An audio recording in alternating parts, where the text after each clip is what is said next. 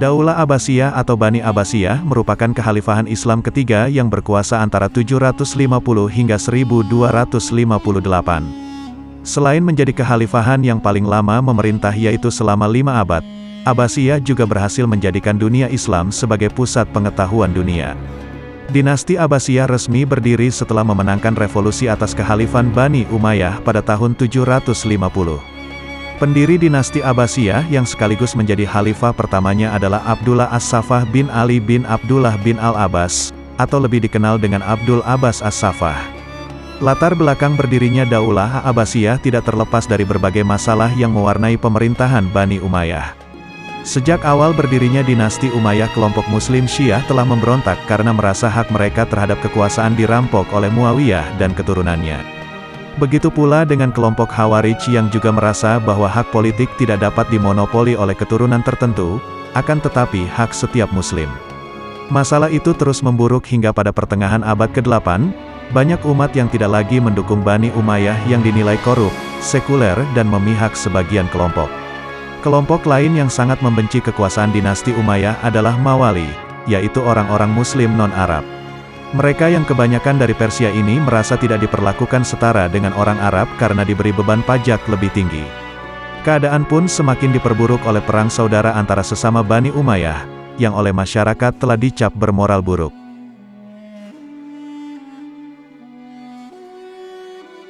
Permasalahan yang menimpa pemerintahan Bani Umayyah memicu lahirnya Gerakan Abbasiyah. Gerakan Abbasiyah sendiri diambil dari nama paman Nabi Muhammad SAW yaitu Al-Abbas. Gerakan ini berusaha menggulingkan kekhalifahan Umayyah karena mengklaim Daulah Abbasiyah sebagai penerus sejati Nabi Muhammad, berdasarkan garis keturunan mereka yang lebih dekat. Dalam revolusinya Daulah Abbasiyah berbekal janji akan mendirikan sistem yang lebih ideal bagi umat Islam, daripada dinasti Umayyah yang dinilai sebagai penindas dan tidak memiliki legitimasi keagamaan. Gerakan yang dilakukan Bani Abbasiyah pun didukung oleh sebagian besar orang Arab yang dirugikan Umayyah, dengan tambahan faksi Yaman, Mawali, Khawarij dan Syiah. Kelompok inilah yang mendukung Abdul Abbas As-Saffah, keturunan paman Nabi Muhammad untuk melakukan revolusi guna menggulingkan kekuasaan Bani Umayyah. Selain Abdul Abbas As-Saffah, salah satu tokoh yang berperan dalam proses berdirinya Daulah Abbasiyah adalah Abu Muslim Al-Khurasani. Abdul Abbas As-Saffah merekrut Abu Muslim Al-Khurasani sebagai agen propaganda sekaligus panglima perang. Peran Abu Muslim Al-Khurasani begitu sentral ketika menjadi agen propaganda Gerakan Abbasiyah pada 746. Ia mampu menarik simpati rakyat Khurasan untuk menggalang kekuatan politik dan mendeklarasikan gerakan oposisi Abbasiyah. Setahun kemudian, yakni pada tahun 747, Abu Muslim Al-Khurasani memimpin pemberontakan pada kekuasaan Bani Umayyah di Merv, yang sekarang masuk Turkmenistan. Pertempuran itu berlangsung hingga mampu menguasai Herat, Balkh, Tukaristan, Tirmit, Samarkand dan Bukhara.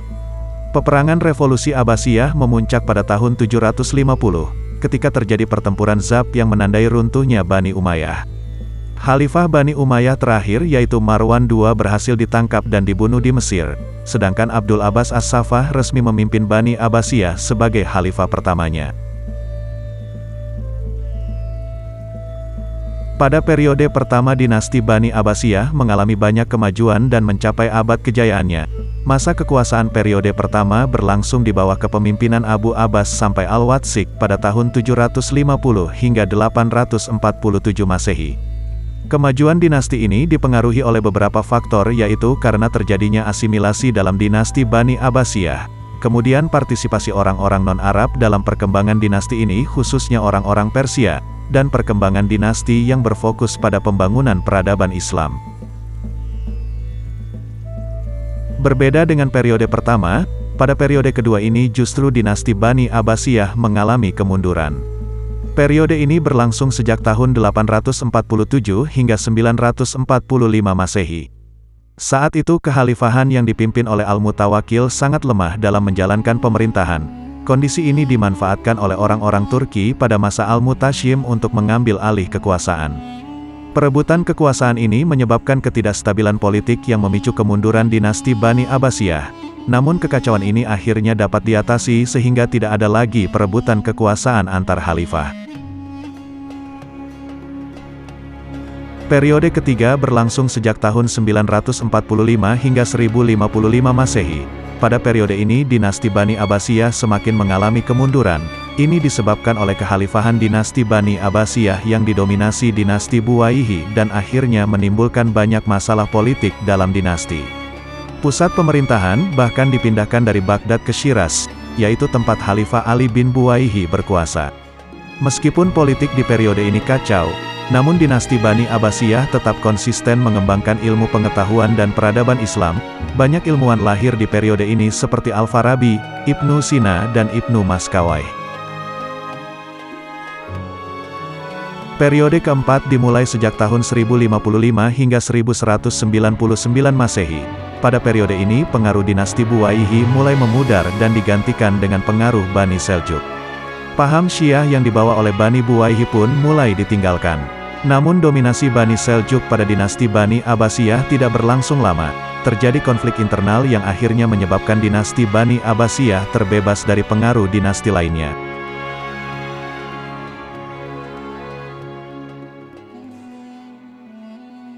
Periode ini merupakan akhir dari kekuasaan dinasti Bani Abbasiyah, yang berlangsung sejak tahun 1199 hingga 1258 Masehi. Di periode kelima ini, akhirnya dinasti Bani Abbasiyah terbebas dari pengaruh dinasti lain. Meskipun begitu dinasti ini terus mengalami kemunduran, perluasan wilayah yang terhenti dan kondisi politik yang semakin kacau memperparah kemunduran dinasti Bani Abbasiyah. Hingga akhirnya dinasti ini runtuh pada tahun 1258 Masehi dan meninggalkan kesan bagi umat Islam. Di antaranya ilmuwan yang masyhur, ilmu pengetahuan dan pemikiran yang modern, serta bangunan-bangunan bersejarah.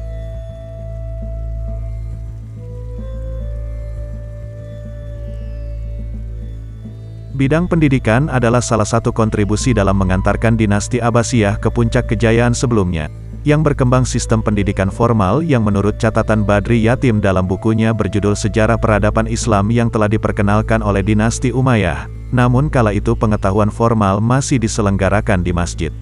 Pendidikan pada zaman Abbasiyah berkembang luar biasa, tidak hanya kurikulumnya yang menarik, melainkan juga dilengkapi perpustakaan yang lengkap dengan fasilitas yang komplit yaitu Baitul Hikmah. Tidak hanya membaca buku, para pelajar dan masyarakat bisa melakukan tukar informasi, tempat belajar mengajar hingga tempat berdiskusi.